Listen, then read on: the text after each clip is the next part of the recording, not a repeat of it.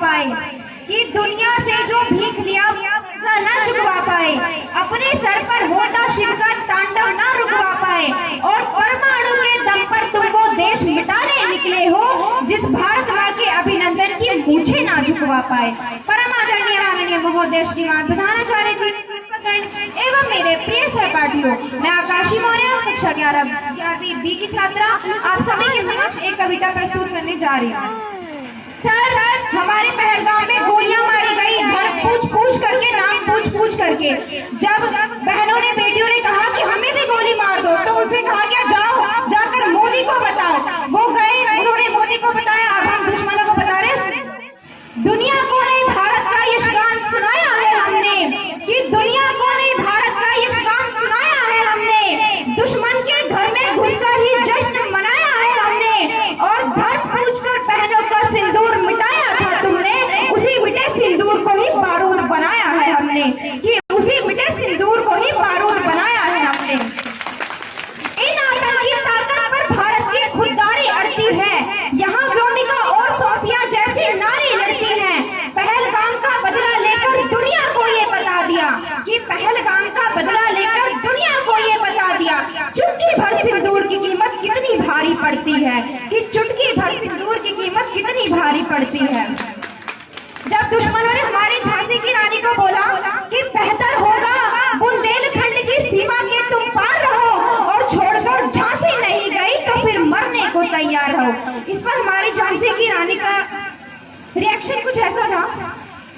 इतना सुनते ही रानी की आंखों के डोरे लाल हुए, नवमंडल में बिजली कड़की, तेवर इतने विकराल हुए, चेहरे पर तेज तो इतना कि सूरज भी फीका पड़ जाए। ऐसा लगता था मानो काली खप्पर भरने आ पहुंची, ऐसा लगता था रणचंडी रणभेड़ी कुछ आने पहुंची, ऐसा लगता था जगदम्बा खुद लेकर के हथियार खड़ी, ऐसा लगता था मां पत्नी जौहर को तैयार खड़ी।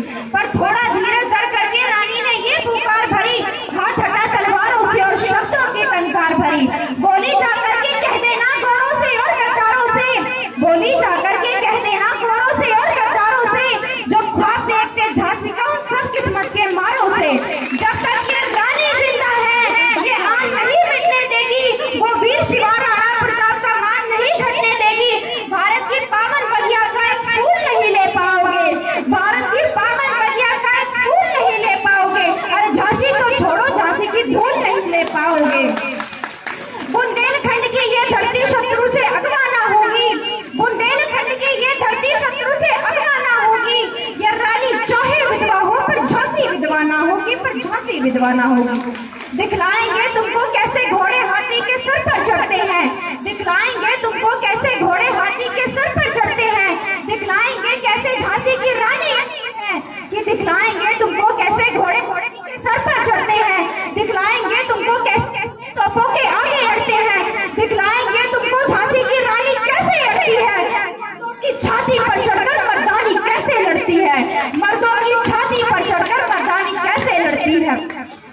जिस प्रकार जामवंत जी ने हनुमान जी को उनका बलियाद दिलाया था, मैं आप लोगों को आपका बलियाद दिलाने जा रही हूँ, कि आप में भी साहस है और आप भी बहुत कुछ कर सकते हैं। जब माँ सीता का हरण हुआ तो चिंतित थी सेना सारी, बजरंग बली की ओर सभी ने देखा फिर बारी बारी, सब हाथ जोड़कर बोले हनुमान अब तुम नग में उठ जाओ, विकराल समंदर लांघो, माँ सीता को लेकर के आओ। आदेश मिला सेना का तो हनुमंत ने नैन अधिक खोले, होकर के संगी मोर चौकित बजरंग बली कुछ यूं बोले, अरे कि मैं राम भक्त हूँ, रणभूमि से उड़ना नहीं जानता हूँ, पर सागर कैसे पार करूँ मैं उड़ना नहीं जानता हूँ।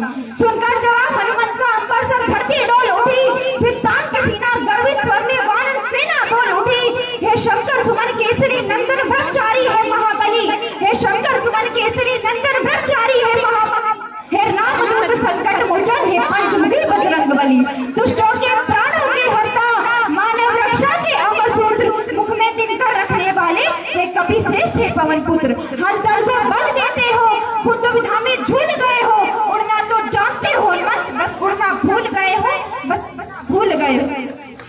अपनी वाणी को विराम देते हुए केवल इतना कहना चाहूंगी, अब तुम एक नई कहानी लिख डालो, अब तुम एक नई कहानी लिख डालो, आंखों का पानी लिख डालो, चुना सुधानी लिख डालो, झांसी की रानी लिख डालो, पन्ना बलिदानी लिख डालो, फौलाद जवानी लिख डालो, विपदा की लो। बहती नदियां की धार बनो, कुल की रक्षा में खार बनो, वीरों का दुख श्रृंगार बनो, मेहमानों का सत्कार बनो, तो प्यार बनो, यलगार बनो, ललकार बनो, हुंकार बनो, टंकार बनो, फिर से फंसे की धार बनो, और फाड़ दो दुश्मन का, तो राणा की तलवार बनो, तो राणा की तलवार बनो।